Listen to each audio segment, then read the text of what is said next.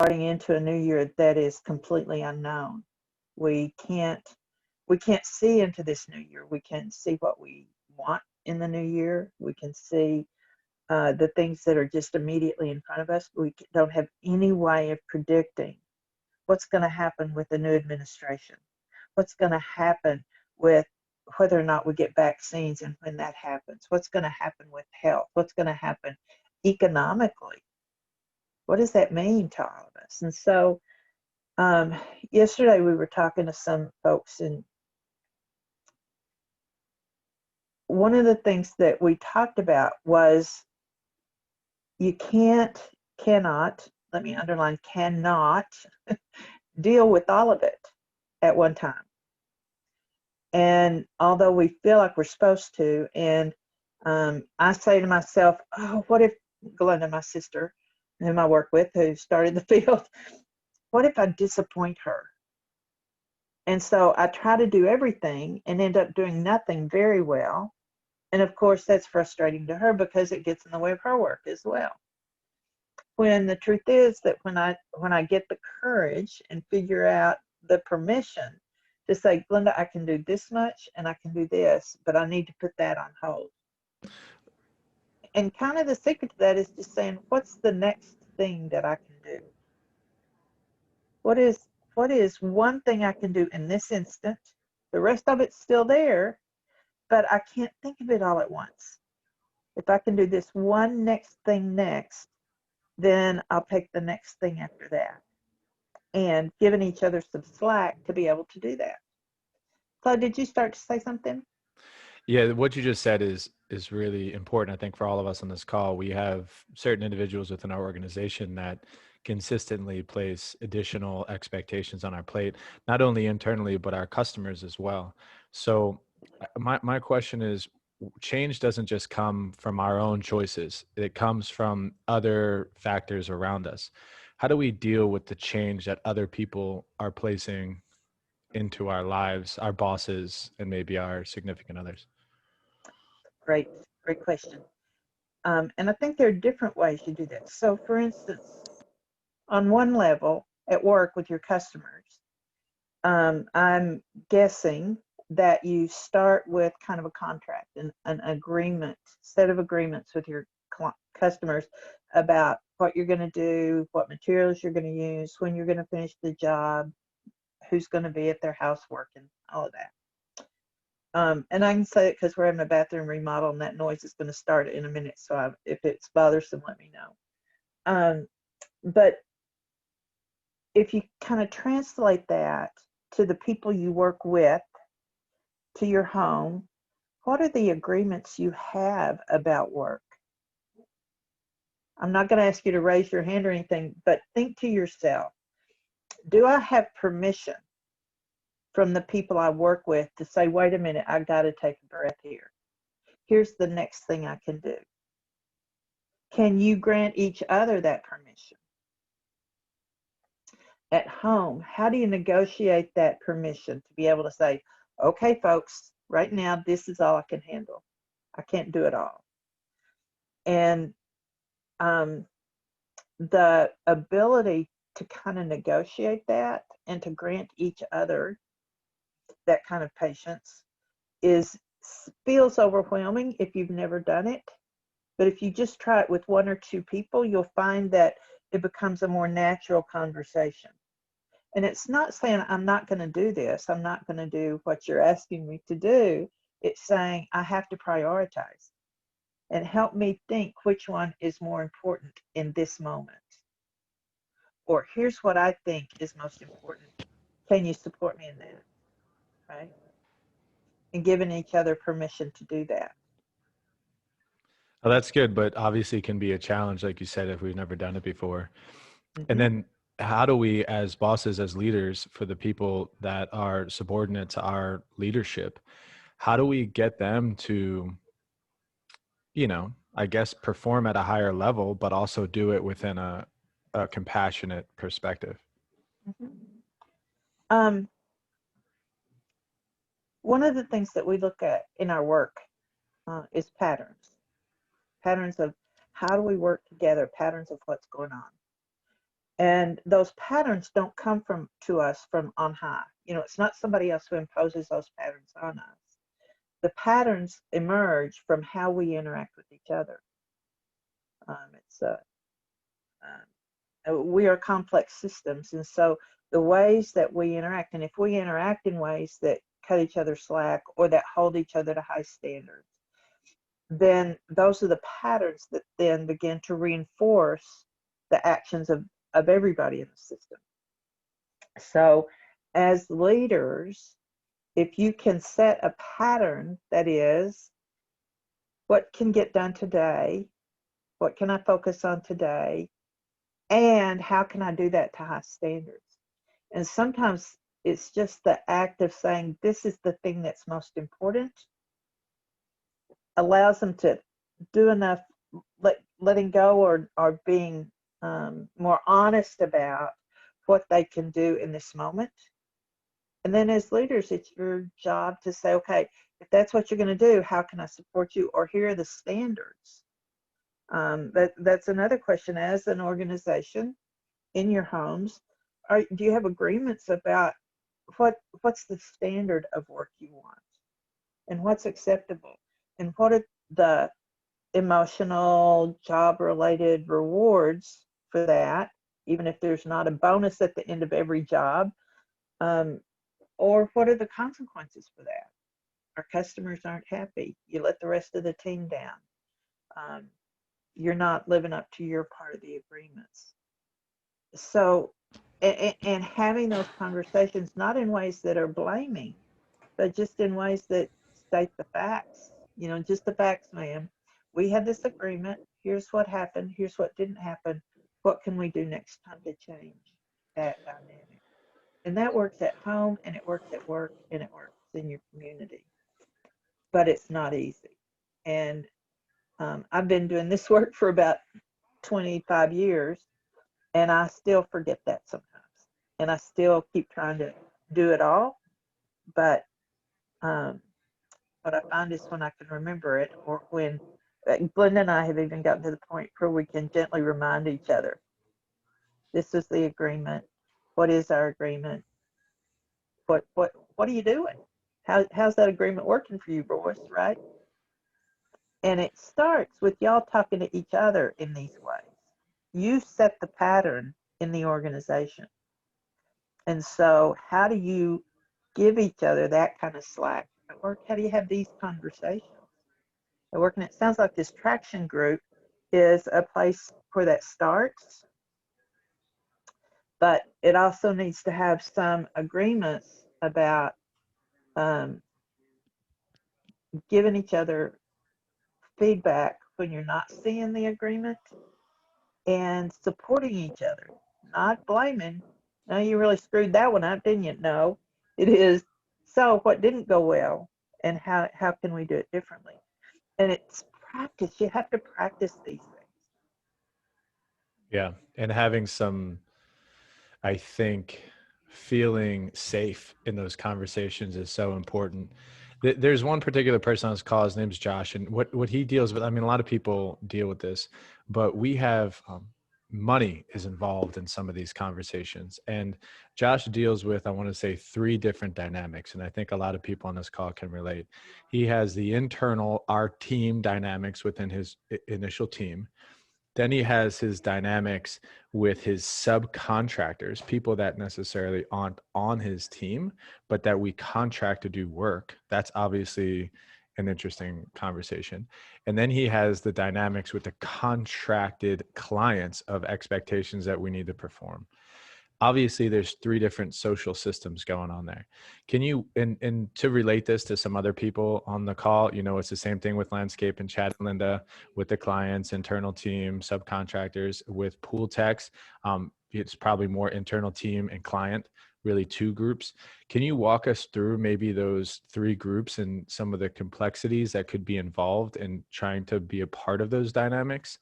And also, can you hopefully reassure some people on our team that, like, this is a very complex thing you're doing and you're never going to get it right, kind of thing.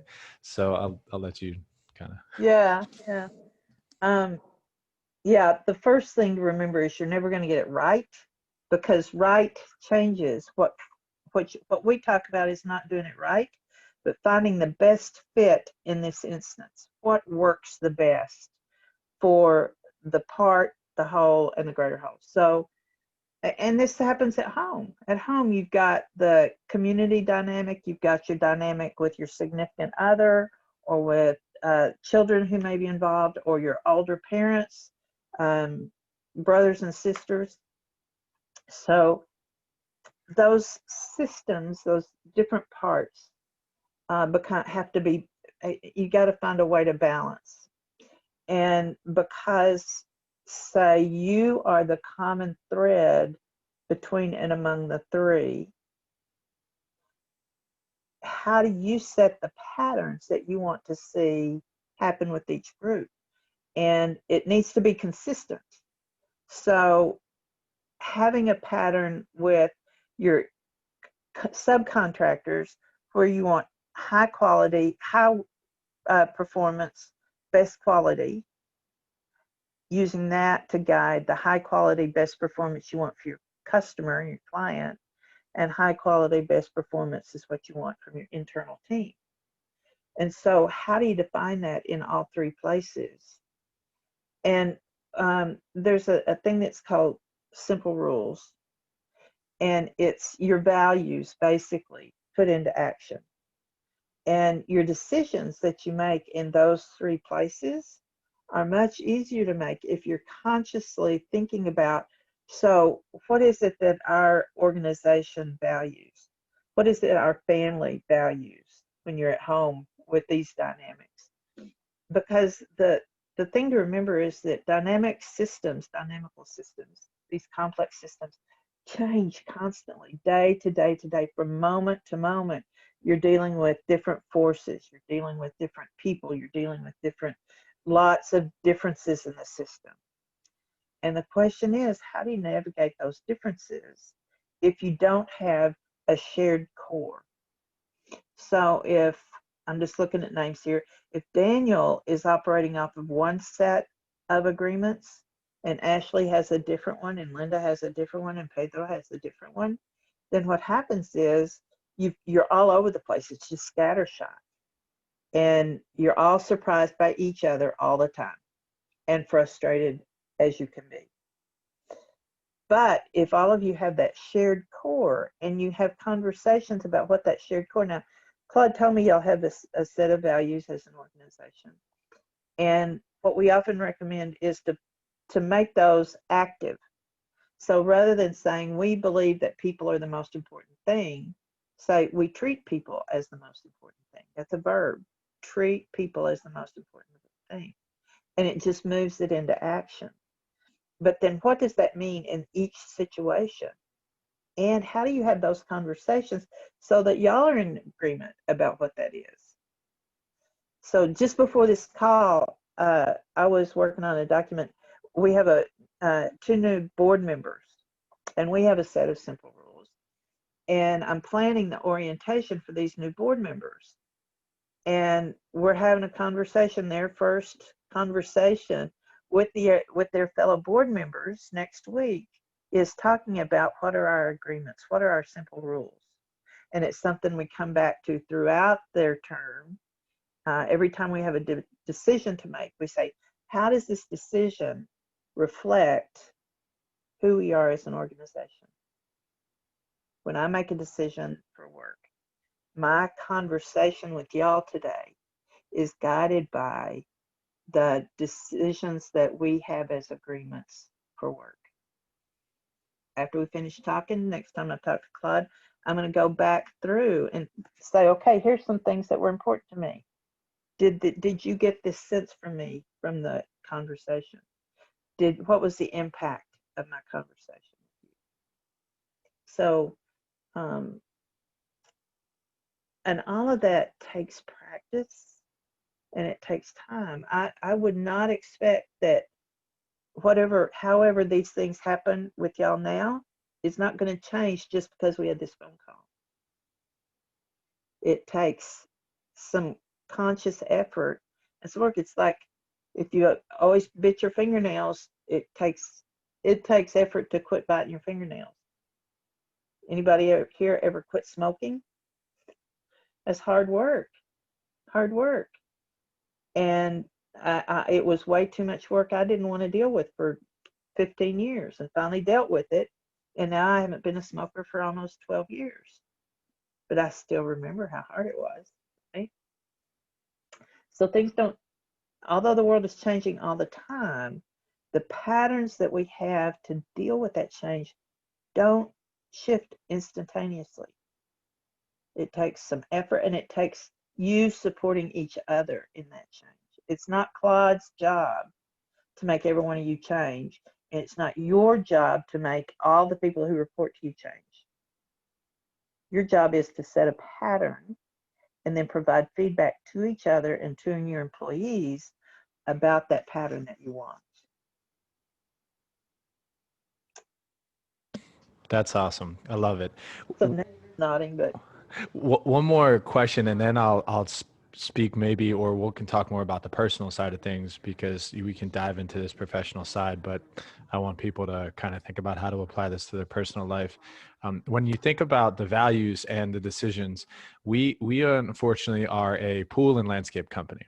And the values of the people who we contract with clash with our values, meaning they treat us sometimes as if we're just indentured servants, and we have to do exactly what they say, and we have to do it right now, fast and cheap. Their values conflict with ours, and they take their issues and put them onto us. And not only do they put them onto us, and I speak from maybe a contractor perspective, but also a service perspective, they do it in a manner that's very demeaning and disrespectful. So how do we then, we can't enforce our values in that conversation. So how do we deal with conflicting values when it comes to our clients sometimes? yeah, you can't inflict your values on them. You're right. You're not going to change them and make them good people just because you're working for them. On the other hand, you can act within your values, right? And oh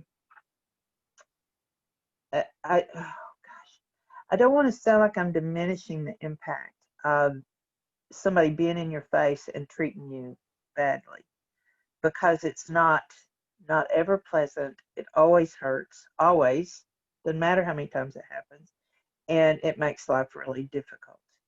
Um, at the same time, the only thing you have a choice about is your response. That is the only thing in life we have choices about. What you do, what I do. And so the question is, how do you respond to that person in a way that allows you to live out your values? So they're telling you do it now and do it fast, but you know that's not possible. And if you value honesty, then you say, okay, I can't do it that way, but here's the way I can do it, right? And not saying it as a barrier, but saying it as a negotiation. If you believe that honesty is important and making the customer happy is important, making that clear, but saying, here's the line. I can't, I can't dig a 12 by 12 by 12 hole in 15 minutes. It's not going to happen, right? And so how can you talk about being honest and drawing that line, but in a way that doesn't make you can't say you're an idiot if you think I can dig a hole that fast, and your attitude can't say that, but you can say that's not possible. Here's what is. How do we negotiate this, right? I'm just laughing to myself because we've got these guys working on our bathroom, and the kinds of negotiations we're doing with them, and they're great, and I think we're great, customers, but still, they cut the hole in the wall wrong. They sent the guy the wrong medicine cabinet. He cut the hole wrong, and when we pointed it out to him, he said, "Oh, gosh, of course you want it the other way. Let me see what I can do." He did some negotiating. He came back to us and did some negotiating, and we were able to work it out. Now, we could, I guess, I'm sure that there are customers who would not have, who would have been much more demanding and uh, frustrated. And the hole for a medicine cabinet is not as big a deal as digging a huge pool. I get that. Yeah. One But kind of global, values. Yeah. one global question, then I'll open it up to everybody to ask questions. Because as you can see, Royce is just a wealth of knowledge when it comes to how people work together and how can we be better at it. You know, we're a service company. We work with people to serve people. We're just a people dynamic business. And the more we can learn and grow through these change parameters, and the reality is we're getting people to change. We want to either our internal team to change to become better, or we want our internal team to do something different always. New lawn, new pool, new way of doing things, new way of gathering information. But then at the same time, we're also asking our customers to change the way they think and believe, and consulting them on what we know, what they don't know. And, you know, at times that it can just be a constant challenge for us as we walk through our days. So this is always good. So here's a global question. You've been talking to companies and individuals over this past year. You know, what are some themes that you've been seeing? How is this coronavirus and this new way of doing things, this economic anxiety, how is it affecting people? And let's just say, God forbid, you know, there's people on this call where it's profoundly impacted their life. How can you guide us through these next, you know, couple weeks? And, you know, how can we make sense of the world we're currently living in? And what are some patterns that you've seen through other people you've talked to? It's a loaded question, but. I think the most profound thing that I've seen in the last year with the folks we work with and the folks we work for is a realization of the degree of uncertainty we live with every single day. Now, I think, older than every person on this call, but there was a time when we could pretend like the world was predictable.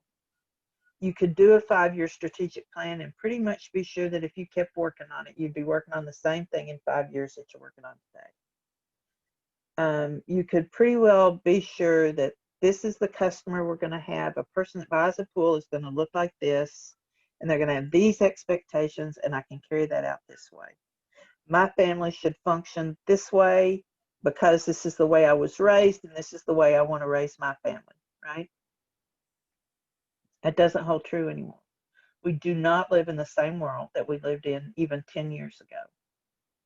And so the only way to deal with and move into the world that we live in today is to recognize it's going to be uncertain.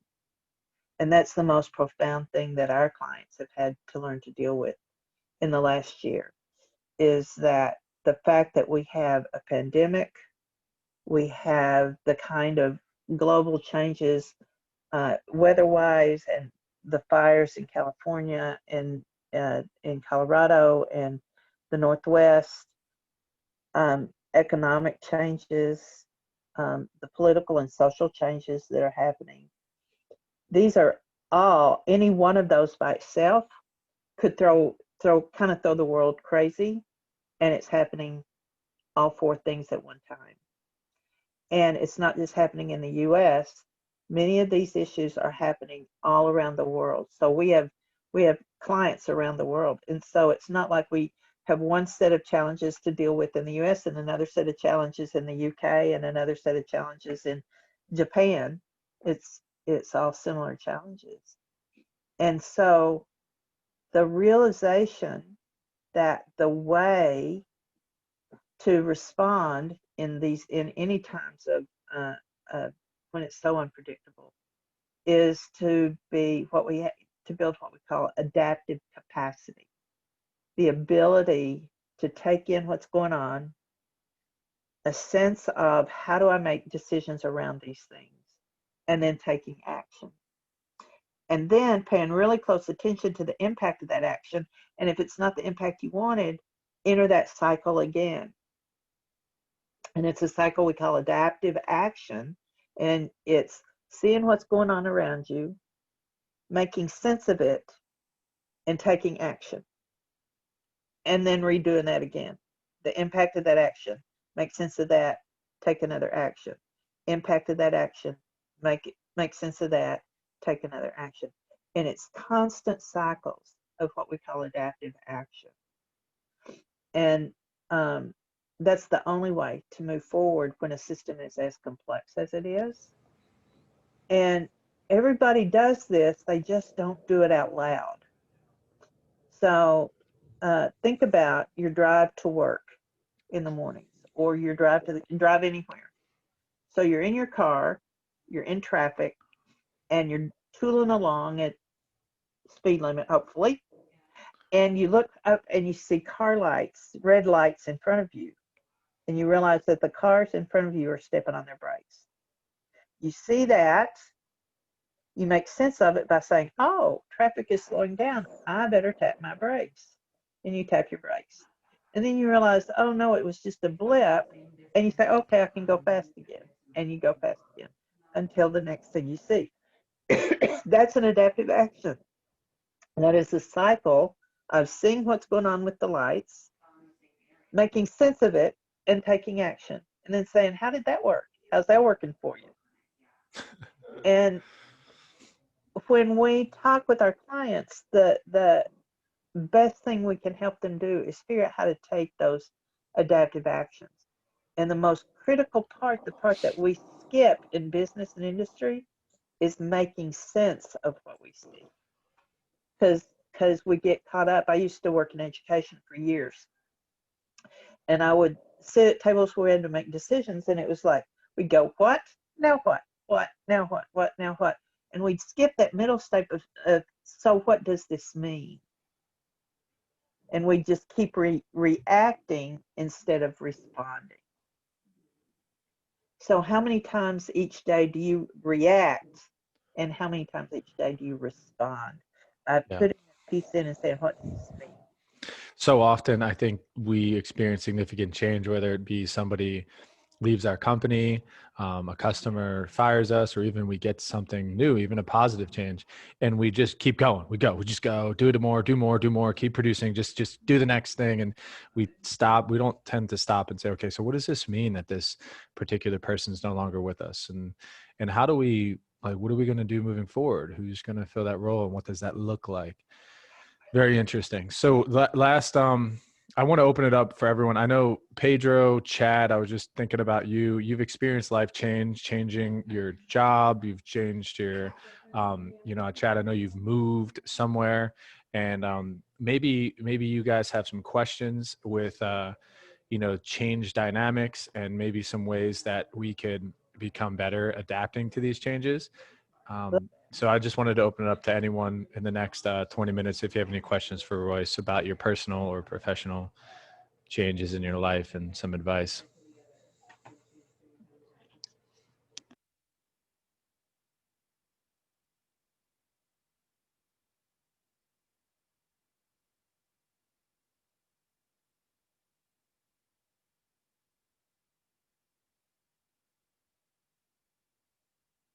Or even just direct questions about what I've been saying. Anything I've said that has triggered a question. Let me ask you a question. Good morning, and thank you so much for what you have said. Is very wow. Uh, when you say agreements, can you give 2 or 3 tips in how to make those agreements? And especially in these challenging times when the agreement should be changing constantly? Thank you. Sure. Yeah, because if it's not something that we do, then we agreements become this contract, and we have to do it this way, and even our agreements have to be broad enough that we all have wiggle room in them, right? So among you as a team here, having some conversations about what do your values mean.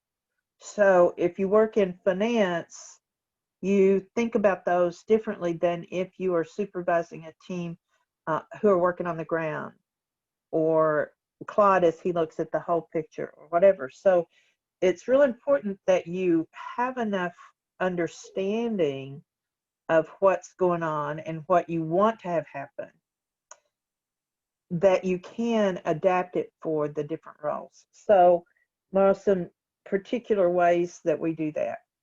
um, having a conversation and saying, what is it we want here as a group? Now, what does that mean to you or to you? So just at home, I don't know if you have a family or whatever, but let's say that you have a spouse and 3 kids, and you want to get some agreements about expectations. Well, the time to do it is not when somebody has violated your expectations and you're all heightened and angry and in a defensive mode. But what if you were just to say at a time when things are calm, so we're kind of having some change coming up for us over the Christmas holidays. What do we need to do with each other? What kind of expectations do we want to set about that? Like one agreement that I make sometimes in my family is only one of us gets to be crazy at a time. And if it's my turn, I tell everybody it's my turn. I have to be crazy. Y'all can't be crazy. Or I'm fine now. Who needs to be crazy next? And it's a way of really acknowledging that we go crazy sometimes without saying, you're crazy, just calm down. My mother used to say, just calm down. Well, that's not really the best way to get somebody to calm down. But if we have an agreement and we say, oh, you need to be crazy for a minute. Yes, just let me be crazy, right? So with at work, you may not want to be that informal or that silly about it, but at work, how do you talk to each other when things are going tough? How do you acknowledge for each other when things are going to be different in the next few weeks? How do you acknowledge when one of you is crazy and needs some space because life just gets crazy sometimes, right? So I'm sure that Claude's daughter being ill and having a new baby he wants to be crazy some days because there's a lot of pressure. So how does he ask for that space? How do you grant him that space? Chad and Pedro, I don't know what your changes have been, but Claude mentioned that. How do you ask for that kind of space? And when you ask, how does the rest of the team respond? And I think that's a question y'all need to kind of resolve for yourselves as a team, and ask each other what those agreements need to be, and really stand in inquiry about it. We have 4 practices, and I'll send these to Claude so you can see them written down. But we talk about being in inquiry with each other, and there are 4 practices we have. First, we turn judgment into curiosity. So if I'm feeling judgmental about somebody, what is wrong with you? Why did you make that? Then usually Glenda or somebody can remind me to say, can you turn that to curiosity? And I can go, oh, okay, I wonder what was going on that triggered that for that person, right? The second one is to turn disagreement into shared exploration. So let's say I am disagreeing with Ashley about something. Rather than coming nose to nose like this, because you don't ever get anywhere that way, if you stand side by side and look out in front of you at what the problem is, you may be able to understand. I can understand what Ashley's needing. She understands what I'm needing, and we're able to come to an agreement. But if we just stand nose to nose, that's all we're going to get is nose to nose, right? So turn conflict or disagreement into shared exploration. The third one is to turn defensiveness into self-reflection. So I know that things have been crazy for me, or I know that I haven't really been living up to it. And my sister says something to me about it, and I go all over her. Who are you? You don't know what I'm dealing with. Da, da, da, da, da. And really what's happening is that her question has triggered my defensiveness. And so what I have to do, I realize that I have to stop and kind of, okay, I need some time, or just in my own head, I take some time. And I realize that what's happening is that she's pushing a particular button that's hard for me. And I have to figure out how to deal with that button, because it's not her job to deal with my buttons. Right? And I deal with those buttons by expressing my needs. That one's particularly hard for me, especially in this season. Yeah. I tend to get defensive because of what I'm personally dealing with when other people put additional expectations on my plate. So that's a good one. And for me, it's not looking perfect, not looking skilled, right? I hate, apologies if any of you have ever done this job. I hate car sales people, because I know what makes a car run, but that's about all I know about a car. And I really don't care about the rest of it. I like colors, I like styles, I like what's comfortable. And I don't like to deal with money. I don't want to deal with other people about money. And so all of that gets triggered when I go to a car sales place. And I used to deal with it by becoming very aggressive. And then I realized what was going on. And now I just take a deep breath and know that's what's going on. And I make a better deal for myself, because I've calmed down and I can look at that defensiveness and go, okay, that's me, not them. Right? Excuse me. Then the last one is even harder than the defensive one, and it is turn your assumptions into questions. So I assume that everybody on this call knows what the expectations are about your work, or about working together, or whatever. And then if somebody doesn't do the way I think they are, then I'm going to turn to judgment, right? Or I'm going to disagree with them, or I'm going to get defensive about the fact that they're not doing what they're supposed to be doing anyway, right? And so if you can use these 4 pieces of agreement, these 4 pieces of inquiry, then it helps you to think about your decisions and your connections better. So one of the things about making agreements is to know if that agreement is coming out of judgment. I want you to do what I want you to do because you're not smart enough to do it yourself, or you're not a good enough worker, or whatever. Or is it coming out of disagreement? We don't have an agreement. Or is it because I'm feeling defensive that something didn't get done the way I wanted it to get done? Or have I made an assumption? So if you can figure out those 4 things, which of those is on, then you can change your approach to the decision and step into that negotiation from a new position. Step into that agreement making and invite others into the agreement making from a whole different position. Is that? Thank you so much. That was awesome. I really like it. Thank you so much. Good. Thank you. I had a bit of a question kind of leaning into, so agreements are established, especially with our customers. I work with customer service for our company, and I deal a lot with what I call managing expectation versus reality, because we enter into an agreement as soon as a customer signs into a contract with us, either for maintenance or a new build or for repair, whatever it's going to be. And there's automatically a set expectation in our agreement. We provide a service quality or a product that they want, and then something goes wrong along the way.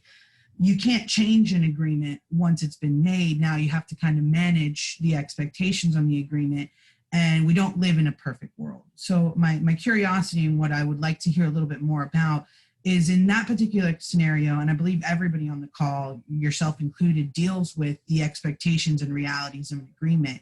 How do you kind of get the party involved, in this case a client of ours, to get into that kind of negotiation with you? Because at that point they've been disappointed at the expectation versus the reality, and are probably very unwilling to, you know, take their assumptions and turn them into questions or other. And I'm just wondering, how can I flip that in that scenario?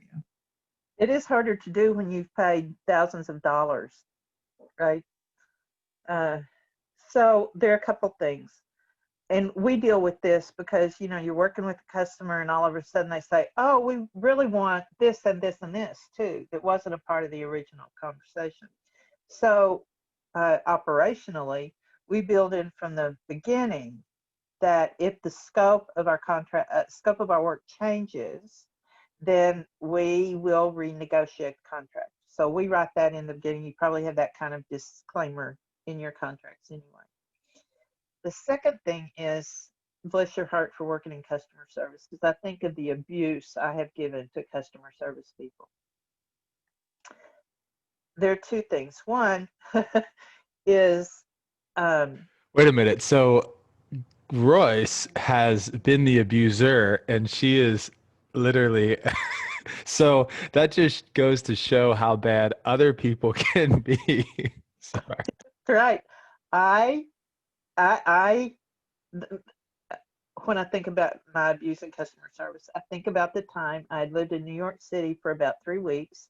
I still didn't have phone service, and the person at Verizon was not cooperating with me. And there was only one place in my apartment I could talk on my phone. It was out on my balcony. So I'm standing out on my balcony. It's the time when I still smoke, smoking cigarettes one after the other, furious, screaming at customer service because they wouldn't do what I wanted them to do. So I will forever, you know, beat myself up, mea culpa, mea culpa, mea culpa, because that was not the way to handle that. But I was really ticked off. But so the question becomes, how do you speak into their listening? Because their listening of you is, you represent everybody who screwed me over on this call, right? On this job, right? And you're the only voice they have to look at. And if they had a picture of you, it would be even worse, because then they'd be going, right? So how do you speak into their listening? And how do you pull them to a place where they can negotiate? Because when people are that riled up, they can't negotiate with you. Their limbic system is kicked in and they are total defensive mode, total aggressive mode, total assumption mode. So how do you invite them in? And we have a tool that we call granting and generating voice. And the question at that moment is, how do you hear what they're saying, the underlying of what they're saying? Not, you're a bad person, you're evil, you're nasty, you're mean, right? It is, what they're really saying to you is, I'm so frustrated and I'm disappointed and I want something different. And very often what I get from customer service people is, oh, I'm really sorry that happened. You know, it's the cry response, but then they don't do anything to resolve the issue, which tells me they really aren't sorry, you know. So the question is, how do you grant them voice? You hear what they're saying and you speak into their listening to say, okay, we need to resolve this. So let me explain to you where we are right now in resolving the issue. And how can we come to some agreements? And you may not be at liberty to change the work that Sheldon does. And you may not be in charge of Pedro or Claude, right? So what you can say is that any of you aren't in charge of each other's work, and so none of you can make decisions for the others, right? So the question is, how do you say, you know, I really want to work this out with you. So let me get with Pedro, or let me get with Chad, or let me get with whoever's in charge of that place and say, let me see what we can work out. Because here's where we are. You're unhappy, we're unhappy, and neither one of us wants to be unhappy. So let me see what I can do to find us a common place. I'll call you back in 4 hours. Or if you don't think you're going to be able to get to Daniel to talk to him until tomorrow, say, I will call you back within 24 hours. And then honor that commitment to say, here's what I've found, here's what we can do, here's what we can't do, right? And negotiate it that way. But always opening a path for them and speaking into whatever they can hear. So if they're If they're frustrated, if what you're hearing in their voice is frustration, speak to their frustration. If they're just angry, if they're being unreasonable, then find a way to speak to them in a reasonable way. You see what I'm saying? Because that is miserable for both of you. I've gotten to where I apologize to the person I'm talking to. And I say, you know what? I know this is not your fault, but you work for a system that is totally screwed up. And I'm really sorry that you have to do that. But can we negotiate on this? I don't know if it helps them, but it helps me. That was great. Thank you. So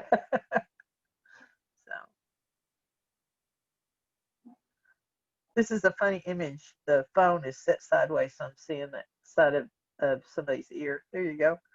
It's pretty funny. What else? What other questions do y'all have in terms of, and in terms of, Ashley, do you see, or do all of you see how that kind of response to an irate customer can help you respond to an irate teenager? I got one more question I wanted to throw out there, and then, you know, Okay. unless anyone, please, if you got something burning, this is just step in and say something. And my question is about these different subsets of teams we have internally in our organization. You know, Chad, Linda, Angel, and Jeff are just they're working together every day. I come in once a week and I'm like, yo, what's up? Like, what are we performing on here? Where are the numbers? What's going on? Ashley, Cindy, Sheldon, and Daniel they got their team, they flow all the time. And then you got the finance team over here who is, you know, they're sitting together in the office, having lunch together every day, talking about life. And we're forced to work with these different teams. You know, it'd be great if I could just work with Ashley, Juan, and Mike, and that's all I ever had to work with in my profession at Reef. You know what? It would be so simple. Like, we would know each other well. We would touch base every morning. Boom, we'd execute. And I know a lot of times everybody has those subsets of teams, and that's what they do. But in reality, we have to step outside of that team, and we have to cooperate with the dynamics of, say, you know, a manager above you, an executive above you, or even like a finance department, or even a customer service department. Ashley has got one of the most difficult jobs because she has responsibility, but she doesn't have authority. And that's a tough place to be. Can you talk about that dynamic a little bit and how we can work through some of that at our work? Yeah. Please. It's an always and forever question. And there are a couple ways that we help organizations deal with that. One is this idea of simple rules. How do you form a set of 5, maybe fewer, common broad rules that everybody can live by and know that's what their realm of the world needs to look like, the patterns that you want in that different realm. That's one. But beyond that, there are things that, you know, I work with groups that say, well, we just got to have better employee engagement. If they're just more engaged, they'll do better. But then they think engagement has to do with being on a golf team together, or playing Frisbee, or having a Christmas party. Those things are good, but somebody, to be engaged in their work, a person needs to know what their job is, have the skills and resources to do their job. But the most critical factor, and this is in research, is that they understand how their work contributes to the greater whole. So probably Ashley, sitting there in customer service, has the best concept of this. But how do the people in finance contribute to the work of the people who are subcontracting to dig the holes? And how does finance contribute to design? How does finance contribute to supervision, right? How did the design folks contribute to Ashley's job? How did they contribute to finance? And because we don't talk about what those relationships are, then people in finance are just doing their thing. I have to make this bottom line fit. I've got to get the paychecks out on time. I've got to be sure that we have the resources that we need. And design says, I've just got to design what the client wants, right? Without thinking about the impact on the workers or the impact on timing or the impact on, and they do, you think about that, but unless you're having those real conversations, then that doesn't necessarily become real.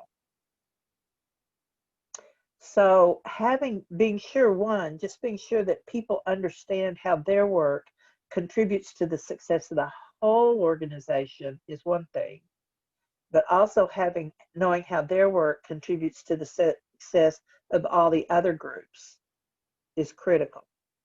So as leaders of those other groups, how do you help your folks see that their work contributes to the success of the organization?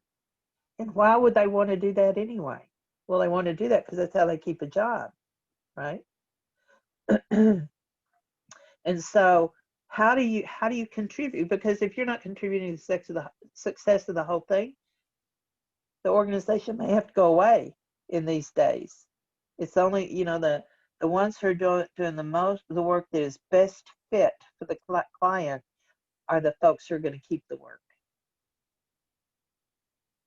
And as we step into a time when money gets tighter and tighter and tighter, the luxury of having a swimming pool may change. The luxury of having a landscaping may change. Although wealth is going up, and so that may not be a problem in your organization. But if you're not doing what contributes to the success of the whole thing, then the chances of the whole thing being successful are reduced. Claude, I don't know if that answered your question. It does. It's when does the mission of my department take precedence over the mission of the company? And the answer to that question is never. The mission of the company and the holistic aspect of what we call serving the customer is always a priority. That doesn't matter what department or what team you work in. So Well, yeah, that's important. The only mission of an individual department should be, how do I contribute to the success of the organization, right? Yeah. How do I do that most effectively? And it's not just the head of the department that needs to know that and how that works. It's every person in that department. And for the people you subcontract with, they have to know that's your expectation. Yeah. No assumptions about, okay, they know what we do, and so they're going to work for us and do what we want them to do. Yeah, I think a lot about the conflict between operations and finance because, Yeah. Operations is out there. They got 15 customers they need to respond to right now. And the finance department, which is doing their job, is just saying, hey, listen, we just can't do that right now, or we need to collect a deposit first before we start that work. And operations just like, what does that even mean to me? Like, what do you mean? I don't understand. So we enforce our departmental obligations into other departments, and then it doesn't work well. So that's obviously a challenge. I'm not looking for a solution, but I think that that's something we experience on a daily basis. So anyone else, any personal questions? Because I don't want to take up too much of your time, and Royce certainly don't want to take up too much of your time. I think there's been some valuable stuff. Juan, I'd love a question from you because listen, you work in human resources, and Royce is an expert on what we call human systems dynamics. And I'm just curious, do you have any questions for her? Well, I mean, I think the whole conversation was very very helpful. I have to deal with just about every department, about every employee we have here. It's a lot of personalities. Same thing at home, wife, daughter, mother-in-law, parents, and having to shift from one activity to another and keep those things in focus and grounded and not let my emotions take over. Yeah. It's challenging. Don't get me wrong. There's times it gets the better of me, but it's very helpful to try to remember to take a step back and put your core values in front of you and follow those steps, and try to remember not to let your emotions or your personal feelings get involved. So if I had a question is, how can you probably guide me into better way of making sure I take those 5 seconds breath and think about my reaction instead of reacting right there on the second.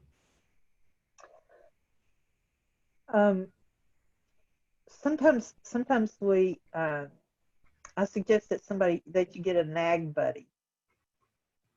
And it's someone you can rely on who, when they see you stepping off, maybe it's your wife, maybe it's not, at work, maybe it's somebody that works there in the office with you, and they see you jumping from the what to the now what without taking those 5 seconds to think about it, make sense of it. They don't in that moment say, oh, Juan, slow down. They, after the fact, say, did you notice there that you did this, right? And what can I do to help you remember to do that, to take that 5 seconds, right? So getting a Nag Buddy is really good for wherever you are, whether it's at home or at work or in your community coaching the softball team. Who can you rely on that can help you work on that? The other thing is taking 5 minutes after any of those interactions and ask yourself, where did that go wrong? Where was the chance that I had to take a deep breath and I didn't? Right? And then try that the next time. It's all adaptive actions, right? You're just saying what works and what didn't work. And if I forget in the instant, then that becomes my what. I forgot to take 5 minutes. What did that mean? What was going on? What would have helped me in that moment? I love it that you asked that question. It's a great question. And it is making that kind of deep change in yourself is one of the hardest things to do because you can't blame somebody else. It's just taking your own responsibility for making that change. So thanks for asking that. That's good. Good. No problem. I'd like to ask a question real quick, if you don't mind, if I may. And it kind of goes in line with Juan's question. It's a matter of understanding the role and as a father and a husband and an employee, you seem to jump throughout the day from hat to hat to hat to hat. And one of the things that I have challenges with is keeping my own sanity, trying to be emotionally intelligent within every conversation. And like Juan said, there's plenty of characters here and personalities. And so how can I help myself? Which, by the way, on a side note, my wife just texted me and said she was my Nag Buddy this morning. So, yeah. That's good. How do I keep my sanity is the question through these interactions throughout the day and more so at home, really, because once you get home, you're already exhausted.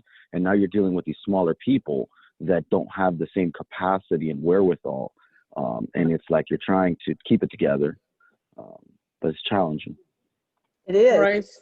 Royce, I'm the wife. Okay. I see. So that's why you texted him. I get it. Well, can you be her Nag Buddy back? No. Yeah. No. Well, the other question is, Nag Buddy or not, the other question is, do you accept her as a Nag Buddy? See, that's the other question is that I could Good question. to a lot of people, but if they don't agree to that, then I'm just a nag. It's the mutual agreement that the part. That's funny. So there's that. But so that is an excellent question because you deal at work all day with people who are acting like children sometimes, right? The customers are having temper tantrums, or the people aren't really living up to their job expectations or whatever. And that's frustrating. Then you go home and you have the little kids to do and the partnership with your wife and all that. And it's pretty much the same piece that I said to Juan in terms of when do you reflect about your choices, right? And what are you doing to train yourself to take that 5 seconds? Because nobody can take that reflection time for you. Nobody can do the so what for you, but you can engage other people in talking about it. So if there's somebody in the office or even an employee who's not doing well, saying to that person, here's what I saw happening. Here's what the expectations were. So help me know what happened in the interim. So help me, the so what part, right? What happened? What did that mean? What do you need next time? And then here's what I'm going to expect next time, right? So that you're not, and that works with kids. You got to talk in simpler language, but it works with kids too, right? Not when they're in the middle of a temper tantrum, not when the tensions are high, but doing it at a time that's, and I don't know how old your kids are, but I remember learning this over and over and over again as my kids got older, right? And they're currently 40 and 37, and I still have to do it. Have to make those agreements with them at different times, right? But that's all it is learning yourself and learning how to get that reflection, that inquiry. Was I too judgmental? Was it a disagreement that I didn't try to explore? Did they push my buttons? Did I let my buttons get pushed? And what was I assuming? Does that make sense? And I'm not trying Yes. to diminish it because it is hard, very hard. Sorry, Claude. No, that's good. But Josh's question was good because we're changing hats often. And I think, yes, we have the dynamics where we can ask those 4 questions at work, and sometimes it's easier at work. But then we go home and we're just like, what happened to the rules here? Like we thought we had rules, and so there's a very quick shift, and obviously it happens at work too. And we step into a conversation with a customer, and I find myself, I can operate with my values between me and Ashley, me and Mike, me and Linda all day long. You know what I mean? We get it. We're on the same page. But then all of a sudden, it's like a bomb gets thrown into my earphone as I'm listening to a customer explain to me how Ashley is a liar. And I'm just like, really? And it's just all of a sudden, it's like I want to lose it. Say what I gotta say. You know what I mean? It's like, so, and I feel like from Josh's question, it's just like we step into these different environments and all of a sudden we're just thrusted into this oddness, And you can't predict when that's going to happen. And you can't control when it surprises you. The question is, how can you respond? How can you define the pattern you want to respond? So you want to respond honoring the customer, but you also want to respond not defending, but holding the customer to the truth. It's not my experience that Ashley lies. So let me see what was going on with her when she said that. What was she basing her decisions on? And either I or Ashley will get back to her. See, the fact, if you were to say, okay, I'll get back to you tomorrow about Ashley, then that makes you it's called a drama triangle, but it makes you're the savior, right? And you're going to fix this. And Ashley's the meanie, and the client is the victim. And if you always come in and be the savior, then that leaves Ashley always being the meanie. No, your job is to turn it back and say, Ashley, here's what I'm hearing. Can you get back to this customer and negotiate this? With all these wonderful suggestions Royce made about that. Right? So as long as you solve all the problems or pretend like you're trying to solve all the problems, Claude, the problems are all going to keep coming to you. So the question is, how do you help that client see Ashley is a good person? Ashley's going to tell you the truth, but there are limits to what we can do. Now let me put you back in touch with Ashley or with Josh or with Daniel or with Linda or with whomever, right? Because it's hard. It's really hard to try to field everything, like you're like the outfielder who has 2 gloves on and a glove on each foot, and you still can't catch everything because there are too many balls coming at you at once. And so how do you catch one and toss it back to the person who should be handling it rather than it all coming to you? And then how do you have conversations among you about how those things are handled and what they mean? Right? Yeah. question is, how much authority does anybody have? And this has to be clear. I'm not saying it's right or wrong the way it is, but how much authority do people have to wiggle, and in what areas? Because there are some things that finance has set that there are regulations and rules about how money is spent, right? There are regulations and rules about how a pool gets built. And how do you make decisions and have wiggle room inside of those decisions? And that's something y'all have to decide as a team and get really clear about. Or every time finance says, no, you can't do that, or every time the design team say, that's not possible, then everybody else just feels shut down. Oh, we're wrong. We don't know anything. Let them handle it, right? But it's not just we can't do that. It's why we can't do that. How do we negotiate to see if something else is possible? Or how do we work inside this regulation that we can't change, right? So it really is up to y'all to have an ongoing conversation about the work you do and how do you adapt. Because the days that are coming are not going to be any easier than they are right now, and they may be more difficult. Great. Yeah, you're welcome. And for the worst, hope for the best, guys. Yeah. What? So one of my weaknesses is respecting other people's time, and I would love to keep conversating, but I think we'll close it here unless anybody has one more question. All right, great, Royce. Thank you. We really appreciate you spending this time with us, and stepping away from the conversation of production, money, performance, pool landscape, and stepping into this conversation about human systems is really, I think, refreshing for me and hopefully for some other people. And hopefully we can continue looking at your website, the HSD Institute, and try to find some ways to grow as managers and leaders of people, not only in our organizations, but in our homes and in our communities as well. So we love what you do. We really loved speaking to you this morning, and hopefully we have another chance to do it later down the line. So God bless you and your sister and the Institute, and thank you for sharing your wisdom with our team this morning. Well, thank you for giving me the chance, and I hope all of y'all have a wonderful and safe and blessed holiday season. Take care of each other. Thank you. Thank you so much. Likewise. Thank you, Royce. Merry Thank you, Christmas. Bye, everyone. Royce. Bye-bye. Merry Christmas. Thank you. Thank you so much. Thank you, Claude. Thank you, Claude, for doing this. It's amazing. Yeah, that's fun.